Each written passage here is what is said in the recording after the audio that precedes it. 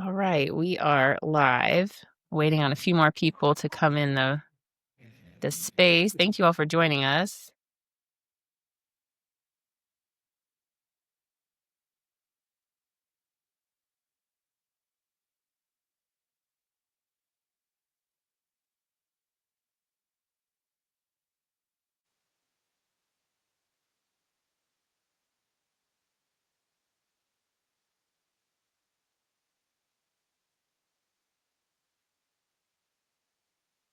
We'll give it one more minute.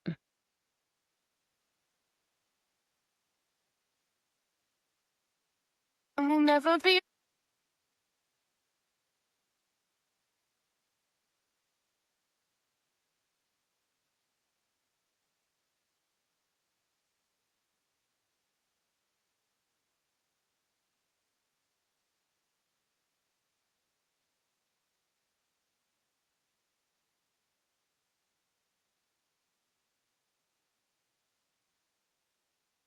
All right, let's go ahead and get started. Thank you all for joining us today.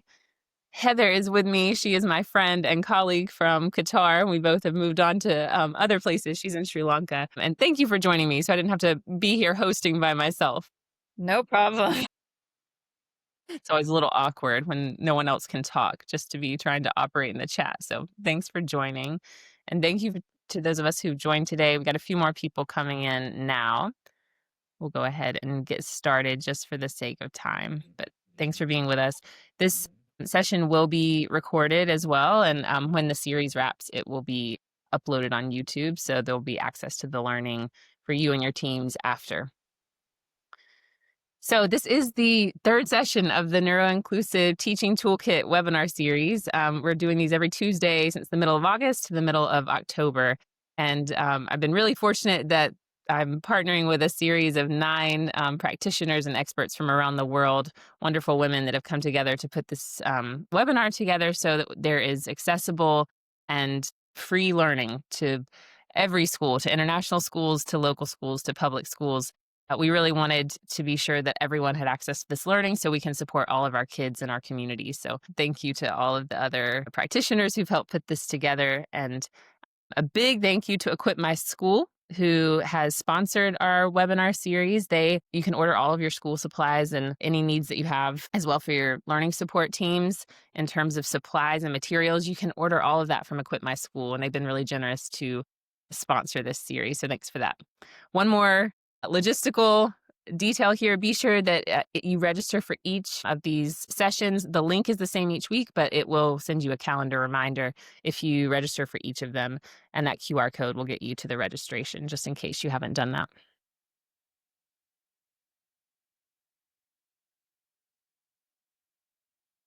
All right, so we've already had 2 sessions before this one. And next week, we're having a session with Zaina, who is also Heather and I's colleague from Qatar, and she will be walking us through some strategies for motor skill development. She's an occupational therapist that's still in Qatar. And then these are the sessions that are coming up. And again, just a reminder to register for all of them. These are the affiliated consultancies. Some of us have our own companies and consultancies in case you're interested. All right, let's jump into our learning. Heather, will you help me just monitor if there's anything in the chat that maybe I miss? Okay, great. I'm going to open it just in case. All right, I've got it. Okay, today we are talking about the beauty of neurodiversity and how to reframe our thinking. My guess is that if you're here with us, you already recognize the beauty of neurodiversity in our communities, in our schools, and maybe you're looking for ways to bring your teams along with this reframing of thinking around neurodiversity. So we want to be inspired and inspire wonder about our amazing students that we teach, and just really take a moment to be in awe of what neurodiversity brings to the world. Too often, we do talk about and hear about the struggles related to neurodiversity and neurodivergent children.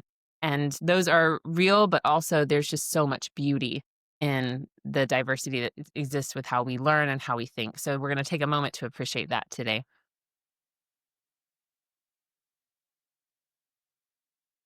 This is me. I'm Lauren Jones. I'm a global inclusion and leadership consultant. I was previously the head of school in Kigali, Rwanda, and also worked as a student services coordinator in Qatar. I'm a CIS affiliated consultant. I'm the board chair for Parents Alliance for Inclusion. If you have parents in your community that want a community of parents to be able to have support and resources, this is a great resource for them, this organization. And then these are some of my consulting partners: the Office of Overseas Schools, the Ministry of Education in Rwanda, and you can read the rest of that list. So I'm really fortunate to be doing this work and partnering with schools and organizations to help them expand and enhance student support. There's no pressure here, but if you want this participant tool, you can. And if you want to save it for your teams in case you want to move through some of this learning together with them when this is on YouTube, you could do that as well. But this QR code will get you to the tool, and then I'll put this link in the chat real quick as well.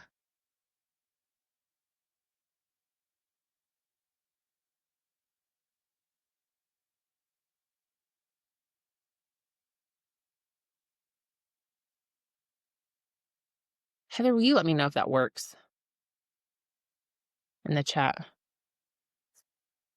It should force a copy of that. Yep. Okay, great. Thanks. Like I said, there's no pressure, but if it's helpful, feel free to use that. All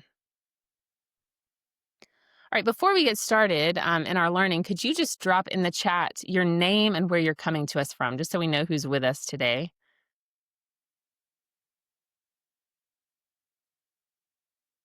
Your name and where you're coming from. What country, or if you want to say your school.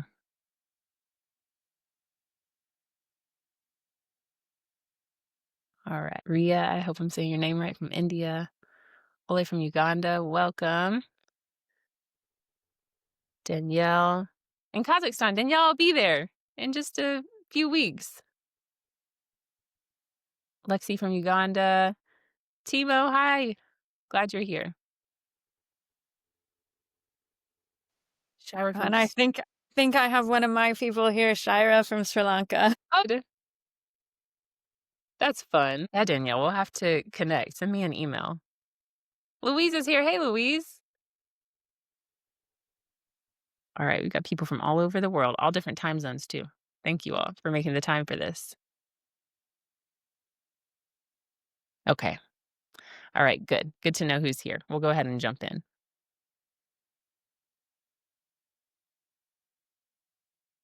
All right, this quote is from Kevin Bartlett. He was a former head of school in Brussels. He runs Common Ground Collaborative and is also part of Next Frontier Inclusion.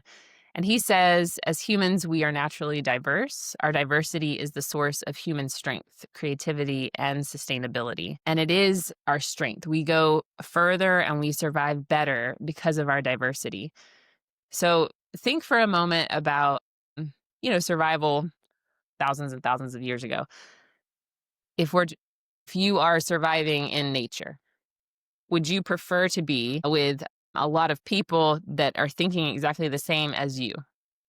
What are your chances of survival if you're with very similar thinkers and learners, or if you're with a diverse group of thinkers and learners? If we think about autistic people, how their sensory input and what that would mean for survival in nature, people with ADHD, their creativity, you need that to survive. So throughout time, neurodiversity and diversity in general is a strength of humanity. This has helped us to survive. If we think about how that plays out today throughout this webinar, we're going to think about how that plays out today. This is still such a source of strength for us as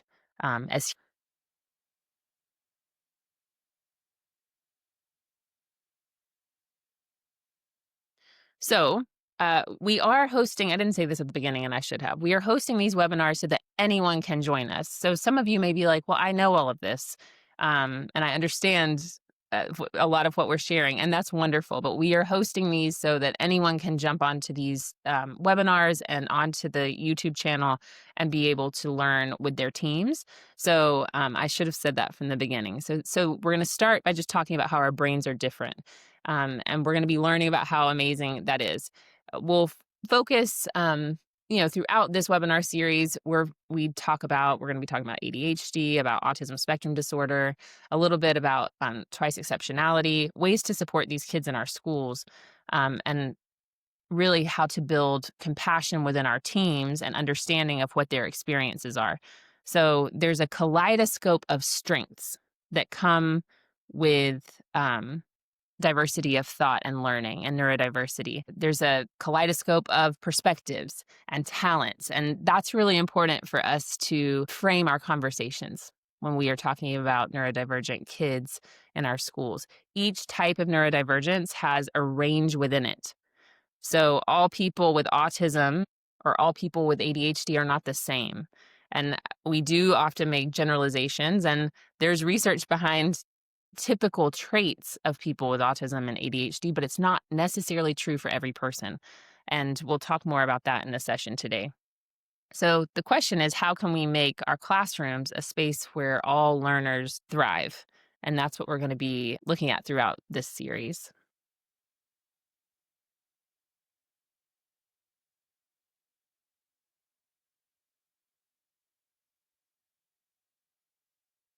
So there is this, I like this visual around neurodiversity and just the overlap between the strengths, the things we typically think of with different areas of neurodiversity and the strengths that come with different types of neurodiversity. Again, it's not true for everyone. So please, even as I'm talking, I'm sure I will make generalizations, and it's not true. We have to approach each person and each child individually, looking at their strengths and areas for growth. But there are unique perspectives. If you think about the minds of humankind as a tapestry, neurodiversity adds vibrant hues. And we'll talk more about what that may look like. So there's new insights, there's creative problem solving approaches. Throughout history, many of the great thinkers and solutions that have come to big problems in the world have come from neurodivergent thinkers. There are talents and strengths. So if you look at the image, you can see the strengths that exist in various types of neurodivergence. I hope you can see that. And I bet you've seen this in your own classrooms. We're going to talk about that in your own schools as well. So we're going to talk about that here shortly. Overall, and I'll touch on this in just a little while as well, there is embracing neurodiversity in our schools.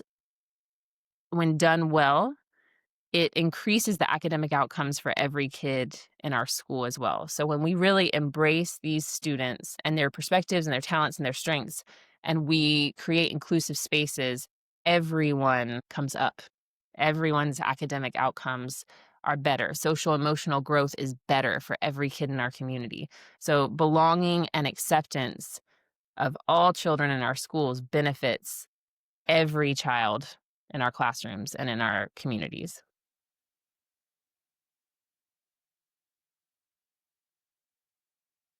All right. So let's reflect in the chat. Think about a time that you were in awe of the beauty that neurodiversity brought to your class or to your school. And there's a tool here to share, but I think it'll probably be easier to share it in the chat.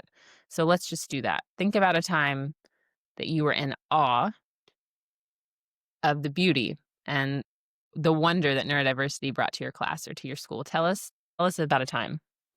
Share a story. I'll give you just a minute.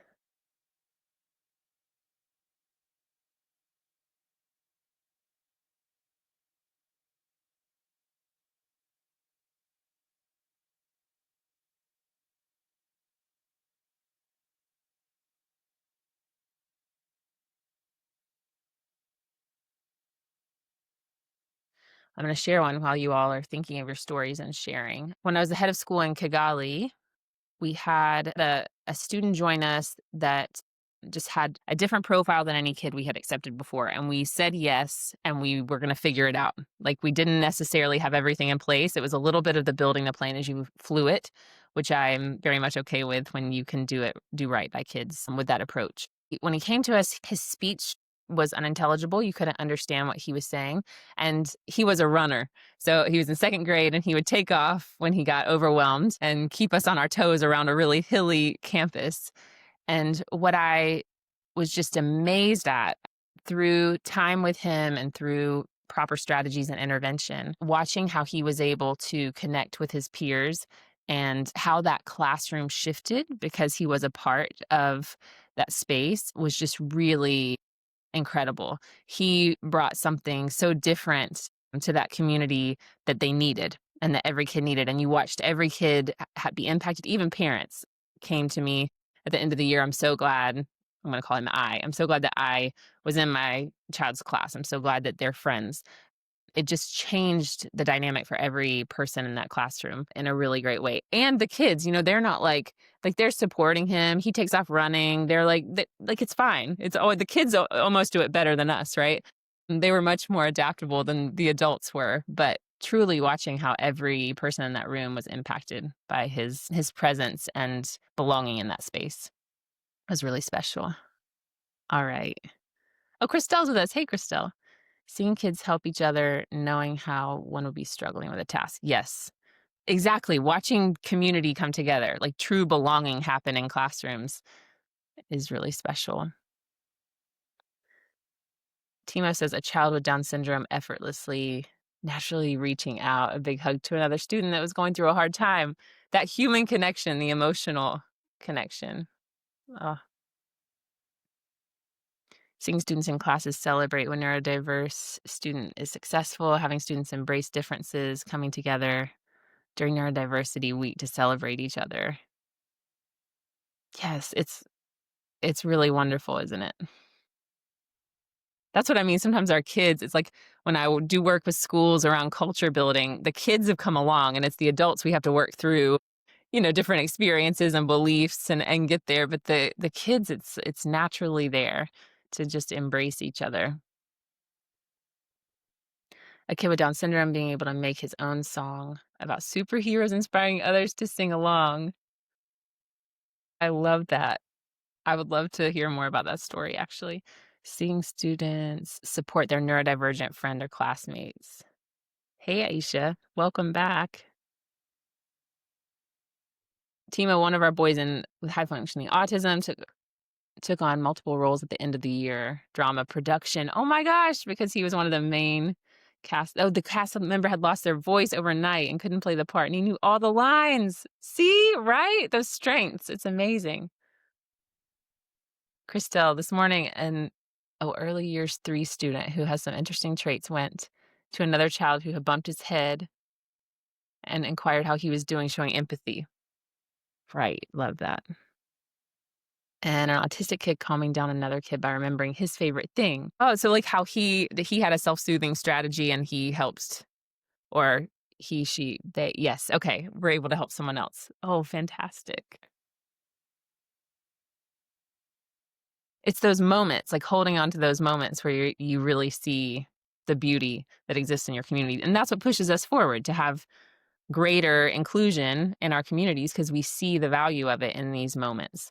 And I think telling these stories is really important to our parents, to our staff, having time to reflect on the beauty that neurodiversity brings. It grounds us when we're doing the work. And sometimes we get so busy trying to do the work, it feels overwhelming. So taking a moment to say, right, I watched this kid in early years be able to show empathy to another student, just like a moment to just ground yourself in these experiences.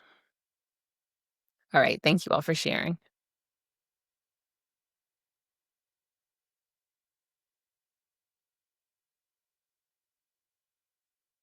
Okay, so we're going to talk a little bit more about the strength of neurodivergence and how you can tap into that strength in your classroom or in your school. Andrew Pfeiffer, we're going to watch this just short video because he just says it much better than I ever could. So Andrew Pfeiffer is autistic and he details what a strength autism has been for him. And he's a data scientist. So I don't need to share more than that, but we're just going to watch him briefly and talk about our takeaways from here and how we might be able to tap into the strengths in our own classrooms or schools. Heather, will you thumbs up me if the sound is working? I tested it yesterday, but when it's a new platform, I'm always nervous about this.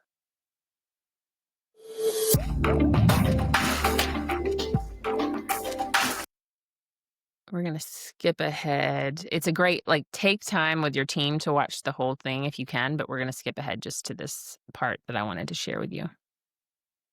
System at home. And I write code to automate aspects of my life and visualize how I spend my time. I can focus on tasks for an extended period of time, even if it means I forget to eat. And I think about life in terms of systems and frameworks and patterns. As you can probably imagine, these skills help me to shine as a data scientist. But when it comes to neurodivergent labels, it's so easy to focus on their stereotypical challenges.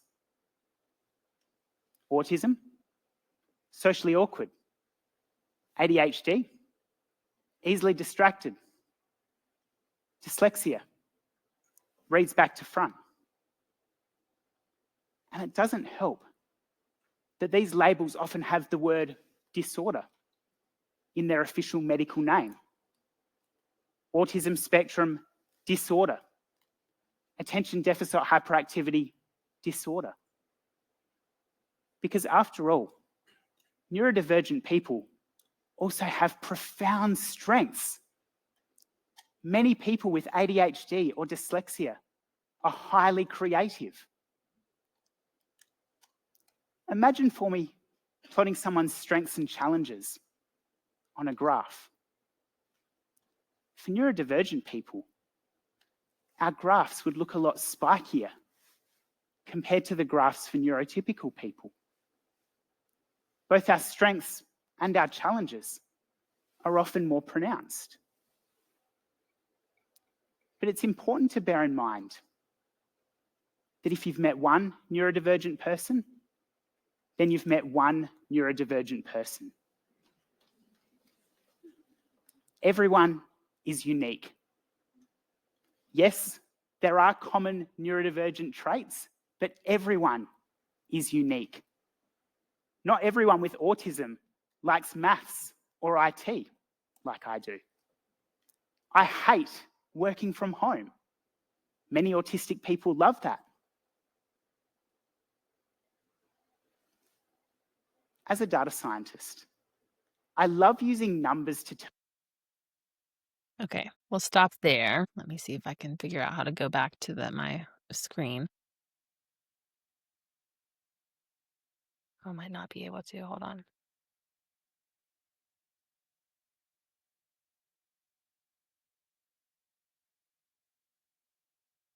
I'm going to stop sharing real quick and then reshare. Sorry.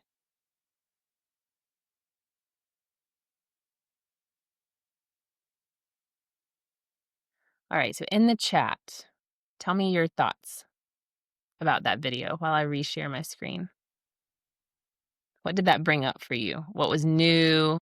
What was surprising? What are you like, yep, I definitely agree with that. I see that.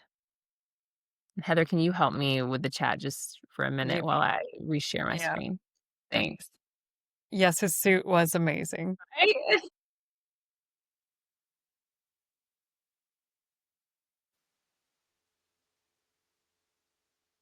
So for me, as a psychologist, thinking about how he describes how diverse each person with what we call disorders are, and thinking about the diagnostic criteria, how specific they are, and how now that we're learning more about neurodivergence, how many people that might miss who don't fit into those specific categories of diagnostic criteria.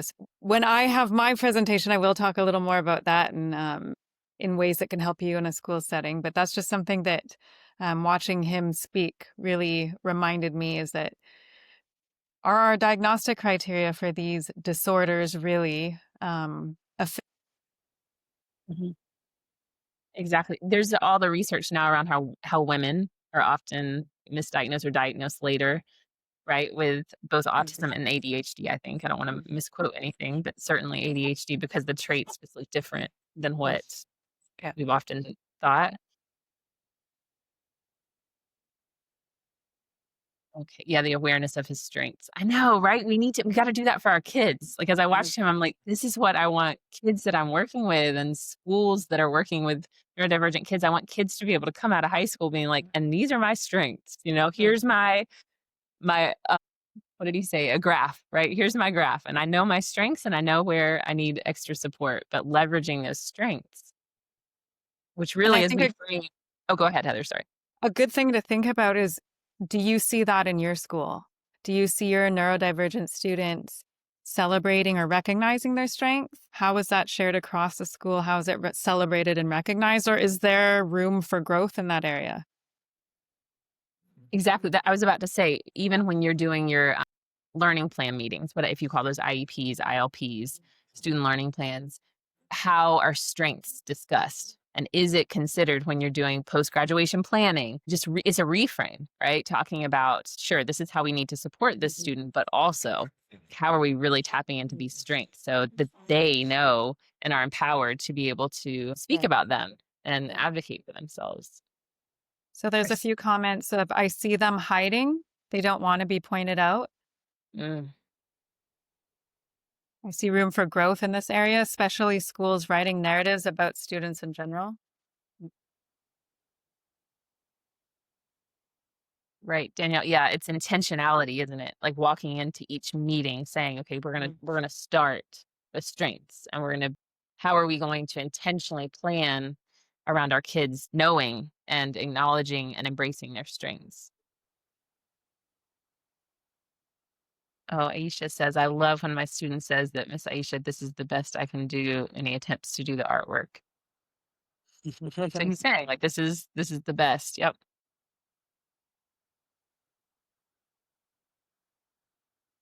And Timo had said earlier, the focus on leveraging strengths, solving problems. Yep. Great. Real quick, how do you is that my mic, Heather, was making that noise? Oh no. Oh, sorry. Sorry. Yeah, I don't know. Sounded like wind a little bit. How how do you tap into the strength of neurodivergence in your school or your classroom? Can you share just a few ways you might do that before we move on? Thinking about how Andrew Pfeiffer shared his strengths, and I think we agree that we want our kids to also be able to share their strengths in this way and to know their strengths. How are you tapping into the strength of neurodivergence in your school or your classroom, or maybe teaching kids to acknowledge their strengths? Can you just share a few strategies that you might have? I know with some schools I'm working with, we are utilizing different types of tools and surveys for kids. So reinforcement surveys, that's not strengths, but then other types of surveys that help them self-reflect and see their strengths and then connect with what that might look like in terms of post-graduation planning or just in school in general.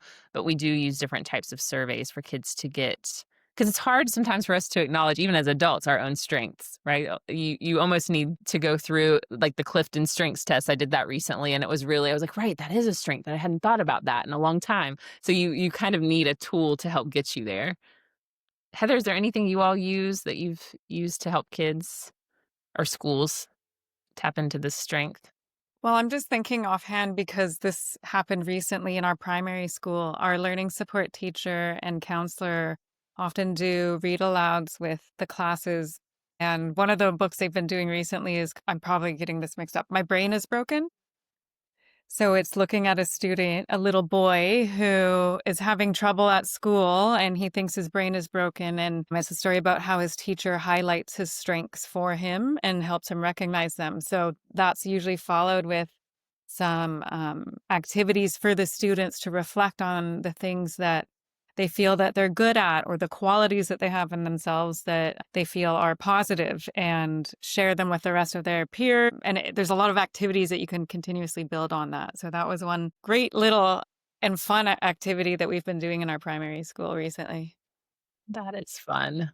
Timo says building electives around individual passions and strengths. A student with Fragile X is an amazing presenter. Right, build presenting in instead of writing. There's no reason why we can't do that. That's definitely tapping into strengths. Classroom roles, making them feel safe first is important, yes. Student interests, build engagement. So you could do those interest surveys as well. Something I just thought about, one of the schools I'm working with is small, and there's a student who needed kind of an individual, really an alternative pathway to graduation. And what we did with his math course, he's very, very talented in business, but also in crypto. Like I mean, he's gonna have, like, way more money than me by the time he turns 20, like, it's ridiculous. I mean, he's very, very smart with how he's managing his crypto portfolio, but and he also is helping his dad run an Airbnb. Anyways, I'm saying all this to say we developed a math course that was still addressing the standards he needed for grade 10, but it was more project-based and focused on his interests around business and crypto and investment. So it was really framed just for him because we were he wasn't coming to school and we were worried that he might be considering dropping out. And so we were like, how do we make this more interest focused? And it's strengths based. Like this is definitely areas of strength and interest for him so that he would hopefully engage in the course and be more motivated to come to school. So I think that's kind And of I what Tima was talking about. I think a lot of people have pointed out using special interests to increase engagement, and that can go from on the very like micro level to like almost described the macro level. For example, today I developed a reproductive system lesson for cats and kittens for an autistic girl who was a little freaked out by the human reproductive system, but she's really one of her special interests is cats. So she was really engaged with that. So it's really thinking about what their interests are and how much you can leverage that and how much others in the class or in the school can learn from those special interests as well. Such a good example. Things you don't know that you're signing up to do, you know? It's fun. All right. Thank you all for sharing. So, this quote from Jeff Karp: the current educational system is about how to get people to be more normal, to fit into a mold. And still, we see this in our schools, right? That we are trying to get kids to fit into whatever it is, the profile of a learner in a certain framework, or uh, trying to get them to fit into the way we need to do the scheduling or what we think the learning should look like. And I think if we can loosen up a little bit, and I know that the first session, Lauren Tritina talked about your line in the sand and like, can you push it forward a little bit? And it was in a different context, but it's the same for this. Like, how can we make that mold more malleable? How can we ensure that our kids aren't trying to fit into something that they're just not meant to? And instead, we're rebuilding the molds for them, right? So I just want to take a moment, and I want to use this because I think you could use it with your teams or with parents, even with kids. Take a moment to go through well, actually, I'm going to not say anything else. I'm going to open this, and I want you to take a moment and tell me what this might feel like. So, uh, you're gonna have like about a minute to read what I'm opening on the screen, and then share your takeaways in the chat.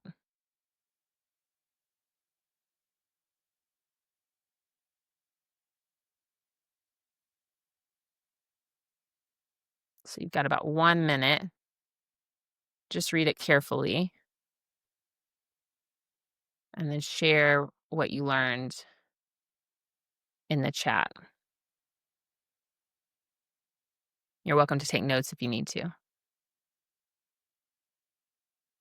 You've got about 30 seconds.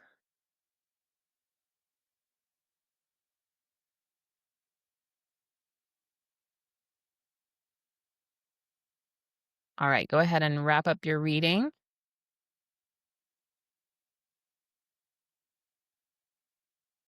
Okay. Are we ready to share what we learned in the chat? You don't really have to share what you learned from the reading, but can you tell me what it felt like?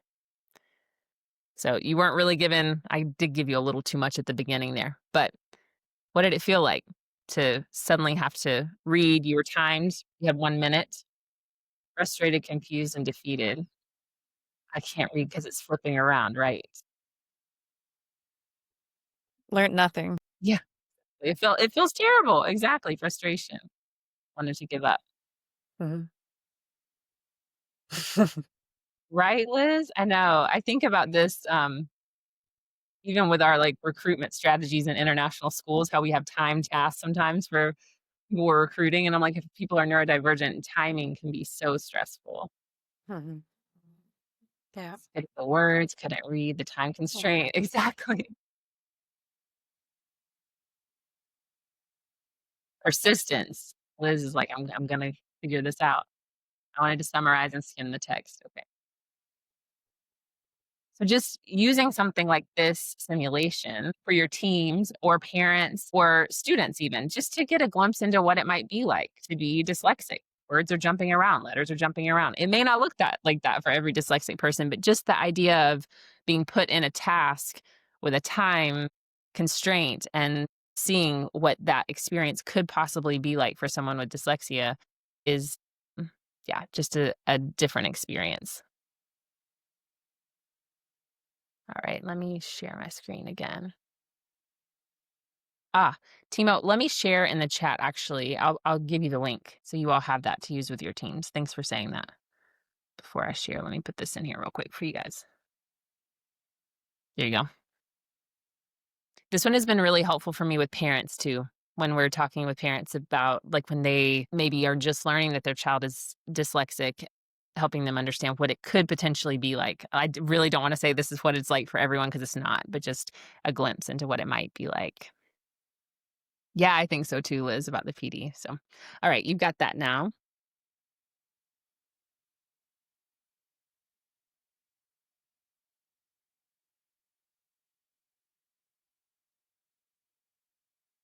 All right. So just thinking, and if you're taking notes about how you might try to rethink your molds in your school. Instead of getting kids to fit, how do we change those molds? Do we need molds at all? Maybe not, right? Maybe it's just a big basket and people can be whatever shape they need to be and all be together and belong in that basket. So here's some principles I think that are important for us just to acknowledge when we're thinking about the beauty of neurodiversity and how we create communities of belonging. When we design for neurodiversity, we improve things for everyone. Because a student with ADHD needs a visual schedule, that could be really helpful to 3 other kids in the classroom. So it's not, these are UDL kind of principles, right? When we design and we remove barriers, every kid is going to benefit from that. You don't have to be neurodivergent to benefit from some of the ways we support neurodivergent learners. Inclusive schools are better schools. When inclusion is done well, the research shows us that every kid, their academic levels rise, their social emotional well-being is better. And equal access to opportunity for all learners, it levels the playing field. It absolutely does, to be sure that all the kids in our schools have equal opportunity is really important. And belonging in a school community, it does lead to well-being and overall success, more confidence, making sure that, again, our students don't have to fit into molds, but that they belong as who they are. And we're embracing their strengths and what inclusion looks like in our schools. So instead of inclusion being another thing, it is who we are. And when we shift our cultures to adopting that way of thinking and reframing our thinking around neurodiversity, it benefits all of our community members. All right, just a bit of research. I have a whole presentation on this one. I wrote a book chapter about it, dispelling the myths around inclusion, because still, specifically in international schools, there's still narratives around the impact on academic rigor when we become more inclusive, or concerns around social emotional well-being of kids when we have more inclusion of students that may have behavior emotional needs or autistic students. And so the research shows us that inclusive education settings have better outcomes for all students. And there's a lot of research around this. If you want more, you can email me and I'll send you all sorts, but that's not the whole presentation today. But this study from Shumsky and a handful of other people, it was a meta-analysis, and it was a meta-analysis, of 47 empirical studies in various countries and educational systems worldwide. And it examined the academic achievement of students without SEN or special education needs in inclusive classrooms. And the goal was to determine whether the presence of students that are neurodivergent, SEN is how it's worded in the study, had positive or negative effects on their peers' academic performance. And the meta-analysis included, it was 4.8 million K-12 students, and it found positive and statistically significant effects of inclusion on the academic achievement of students without disabilities. So if you need a little data point for your board or for parents or for your team to bring people on board, this study really um, helps validate that when inclusion is done well, all of our kids perform better. And I think it's important that we have data to back. We know this, like we inherently know this from our experiences, but to have data to.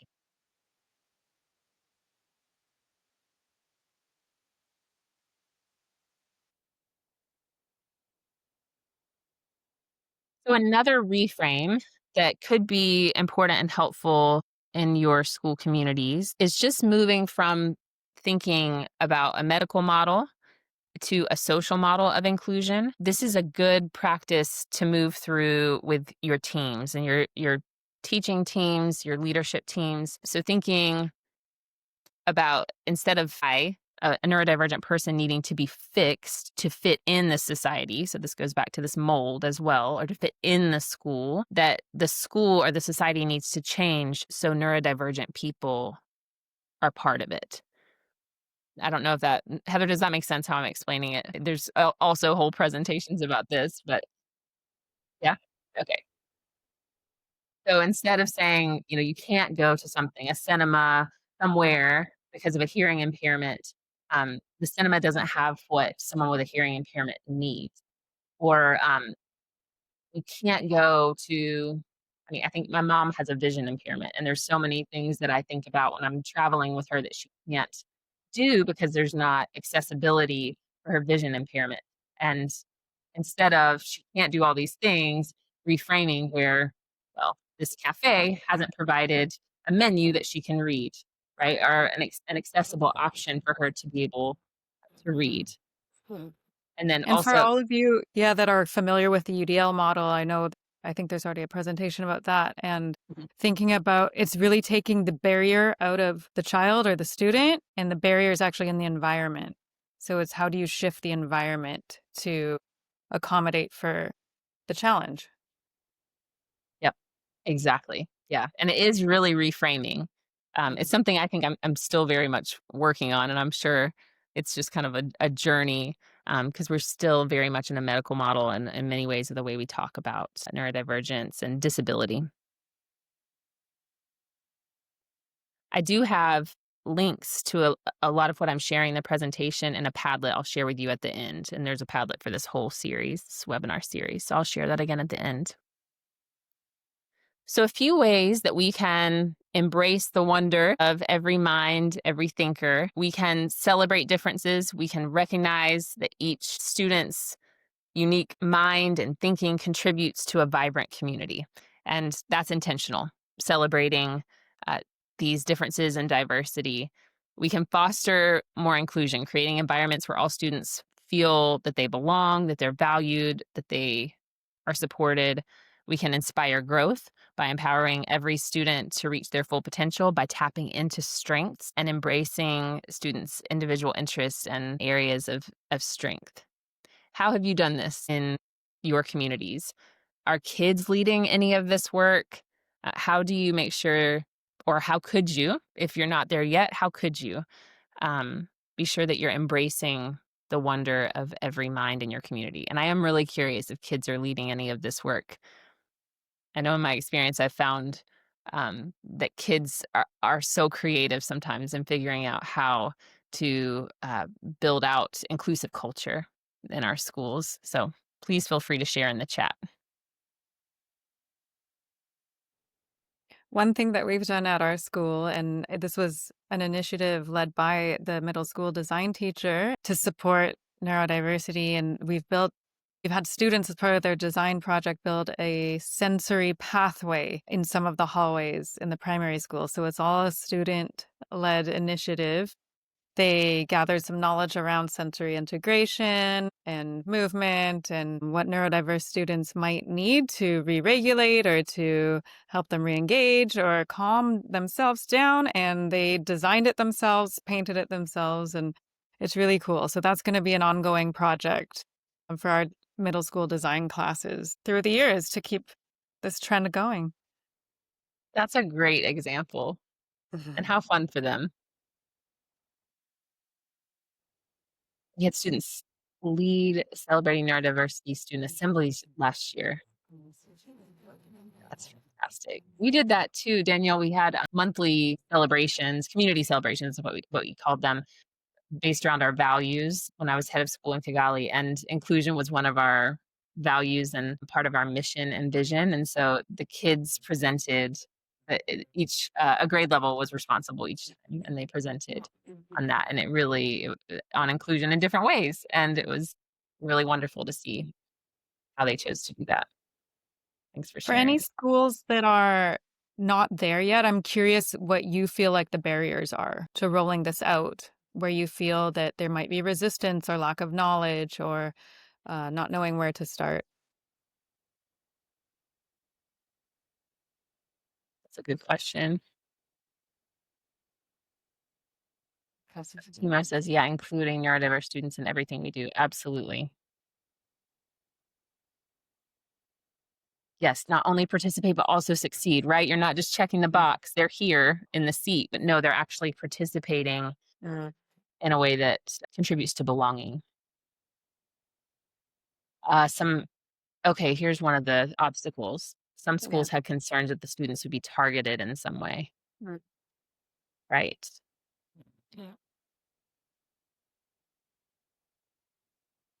Lack of knowledge and understanding from the teachers.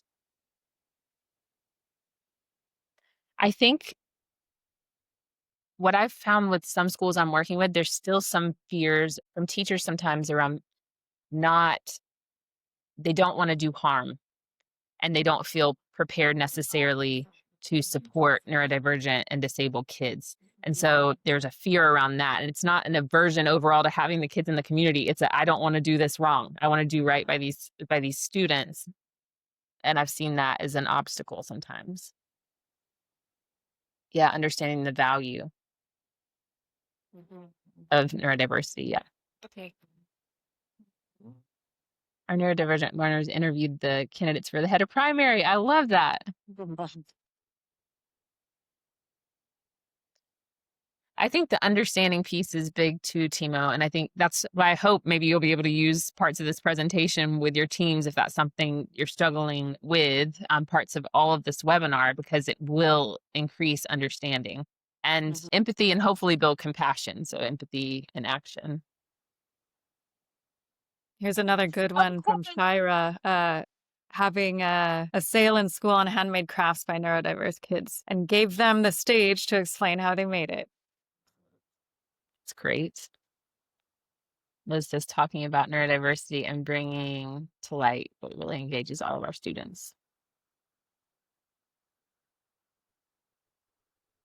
The kids were appalled. I love that because that feeling brings people to action, right? Feeling that way because they did not know. There's a lot of just the not knowing. It's like once we know, we can do so much more. And Kevin, I'm excited to come see you all too.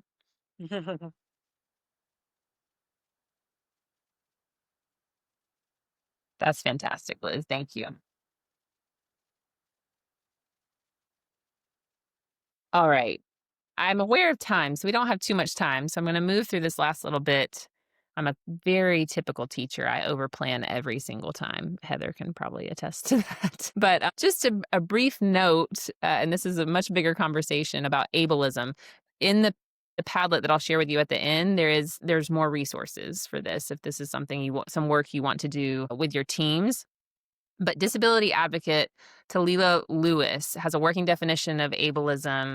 It's a system that places value on people's bodies and minds based on the societal constructed ideas of normalcy, intelligence, and excellence. So essentially framing that one type of intelligence or body, physical condition is better, right, than others. So let's just jump into this for just a second. And these are just some ideas of what ableism might look like. And you're welcome to take a picture of this slide if you want to. And I think I shared this in the Padlet as well. Just some different potential ideas here of what this could look like. So questioning whether a person's disability is real. There are many disabilities that we don't see. And I recently wrote an article with Timo's school, Woodland Star. They put out a publication and it was about this, like where you see in public transit, for example, that there's a lot of support for people that have visible disabilities, but still, as a society, we're not really considering the disabilities we can't see. And that looks very different in how people and societally, how we respond. So this is part of that, questioning if the disability is real because you don't see it. Asking questions like, what do you do all day? Or what do you do for work? Because that perpetuates this idea that we're only as valuable as the work we do. I'm guilty of that. What do you do for work? I ask people that when I'm getting to know people, for sure. But it's making an assumption that value is placed on work. It must be nice to stay at home or not work full time. Like, that's just individuals with disabilities. Sometimes they stay at home because there's not equitable adjustments because of what we're talking about with social inclusion versus medical inclusion, that their society hasn't developed the systems and removed the barriers so that there can be more access. Just some other examples. I won't read them all to you, but these are just some examples of what ableism could look like.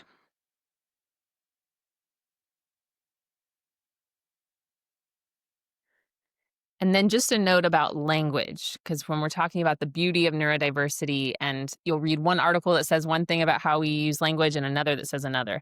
And truly, the takeaway from this is that we need to ask what's preferred. Some people with autism want to be acknowledged as a person with autism, and some want to be acknowledged as an autistic person. And we just can't make assumptions that an article will tell you to do one and then an organization will tell you to do the other. And really, the person matters. And we need to ask what's preferred.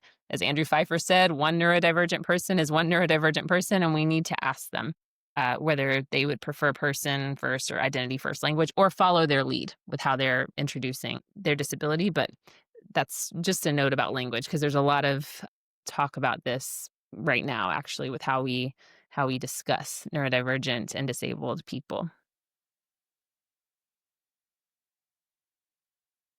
And then just thinking about what we say, things that there's words that we used to use more frequently years ago that are definitely canceled now, but there's still some that are not as much. I used to use the word crazy all the time. Like, that is crazy, this is crazy. And I have really, really tried intentionally over the last 6 months to shift my language. So I use the word absurd all the time, which is, I've really adopted it. I hear it in my language much more, but just some things that we say, not meaning harm at all, but things to consider when we're thinking about our language and how it would impact neurodivergent and disabled people.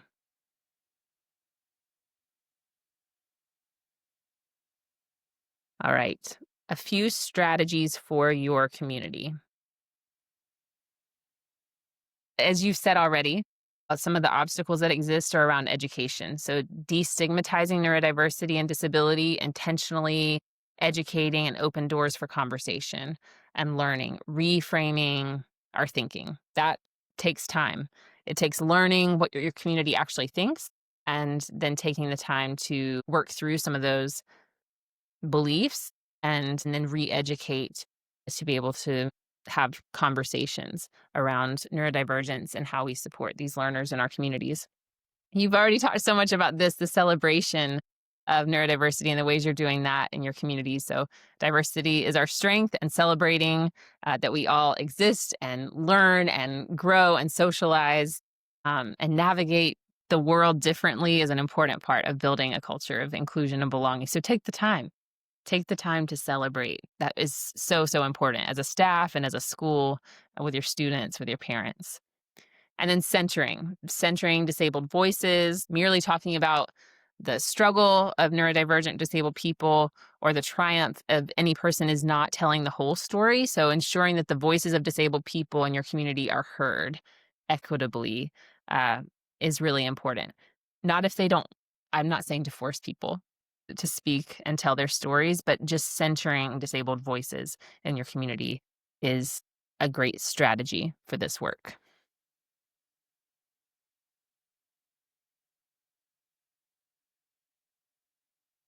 And this quote is just really impactful to me. It's from Matthew Savage, who wrote an incredible 2-part article with ISC Research last year called The View from My Wheelchair. And he says, about me, about you, about us is interconnected. And we must remember this at all times if we are to seek new paradigms of education and inclusion. Grounding ourselves in that interconnectedness and how we are better when there is more inclusion and when we are all connected and we all belong in our communities is really how we have to push forward this work, the interconnectedness. And if some of us do not feel a part of the community, then that impacts all of us. So we had a question from Mohammed, and I think this is a really good question. So talking about strategies for the community, is it right to expose neurodiverse students to the school community? So maybe I'm not sure in what way, but what are the potential advantages and challenges of doing so? So I'm wondering if that means expose their neurodiversity or share it when it hasn't yet been shared, Mohammed? Is that what? That's what he means. Good point. Yeah. Right. I probably should have expanded on that a little more. And Mohammed, correct me if you're asking something else. But if you are asking that, no, of course, you would only center voices that want to be centered and shared, right? So when kids or adults, I mean, we have neurodivergent adults all throughout our communities as well. We're working with neurodivergent people as well. And you would never want to expose someone's disability or neurodivergence without that being what they wanted. Absolutely not. So centering voices that are want to share and want to celebrate and want to acknowledge their strengths and their story in general is really important, but not without them wanting to do that. I don't know. Heather, did that answer the question? I think so. And I'm thinking about this too, because we had some younger students as well that might not have had that, the awareness of what they want. And it's a lot of it came down to the parents and talking to them about, is this something that you want shared, and talking about the pros and cons of having a class discussion about, do they have any questions? Can we mitigate some misconceptions? And so this might be with students that have more overt behaviors that other students are noticing. And Mhm. we've had some class discussions that have been really successful talking about a neurodiverse student in the class. Like this is what they're experiencing. This is how they go like are um, feeling the world in the classroom. Do you have any questions? And a lot of them might have questions around what does it mean when or why are they always blurting out, or why are they doing this certain behavior? And it's just explaining to them, this might be a way for them to self-soothe, or this might be a way to help them regulate, or when they're feeling anxious. So that's been successful in the younger classes. In the middle to high school classes, we always take the lead from the student. Some of them are very comfortable sharing their diagnosis, and then we talk about ways that they would want that done. Do they want to be the one that shares it? Do they want their teachers to know? Do they want their friends to know? How does that look like? So it's never done without, and a lot of them don't want it shared, and that's okay. But again, a lot of these students are on IEPs, and teachers are aware of diagnoses, but we make it very clear then to teachers that it's not something just to be talked about openly, but just to be understanding and accommodating to what their needs are. Yeah, I think the strategies for the younger kids is so smart. The way you're talking about doing that, and then also the confidentiality piece with all students, obviously, is really really important. I think my recommendations in terms of strategies, it's more around just celebrating in general neurodiversity. It doesn't have to be if there are kids that want to share, of course, absolutely, that's wonderful. It doesn't have to be that it's a person in your community that's saying, "I'm autistic and this is my experience." That would be great if someone's at that point, but it could be that you're sharing stories of other people outside of your community, like Andrew Pfeiffer, the video that I showed on this presentation. So there's other ways to celebrate without necessarily having to expose someone in your community that doesn't want that to be shared. So thank you, Heather. Yeah, those are great approaches. All right, I know I'm over time, but just a minute. So, just a reminder that belonging is not a program. This is a cultural condition. And when I'm working with schools, that's the foundational piece. It has to be cultural in your community. Everyone has to believe this is who we are, this is what we want to do, this is where we're going, um, and embrace neurodiversity as a strength and as beauty in your community. So, this is a cultural condition. You're not going to check boxes by doing this and that. Belonging has to come, it's deeper. It's deeply rooted in the culture of your school. All right. If you want to email me, Danielle, please do so I can see you in Kazakhstan. And with any other follow-ups or questions, please feel free to do that. And real quick, let me just thank Heather for joining me so much so I didn't have to be so lonely here since no one else can talk. Thank you so much. And all of your input was really It was my beneficial. pleasure. I It will was be really back for my own presentation September 30th, so I look forward to you supporting me with that one. Of course, I'll be here. And thank you again to Equip My School for your sponsorship and all these amazing women who've come together to put together this webinar. Thank you to you for joining and for being committed to expanding inclusion in your schools or your organizations. Just do this work. It's so, so important. So thank you for joining and for sharing so openly. And we're here to support you. So feel free to reach out if there's anything we can do. And we won't Have a forget good. the Padlets. Thank you for the reminder. Oh, the Padlet. Okay, hold on. Let me put it in the chat right now. Sorry. I was forgetting the Padlet. There it is. We'll keep adding to that. And you can add too. If you have resources or ideas, please do, because it's just the more we can share, the easier this work is to do together. So please share anything you have. Thank you all. And thanks, Timo. Thank you, everybody. See you next time.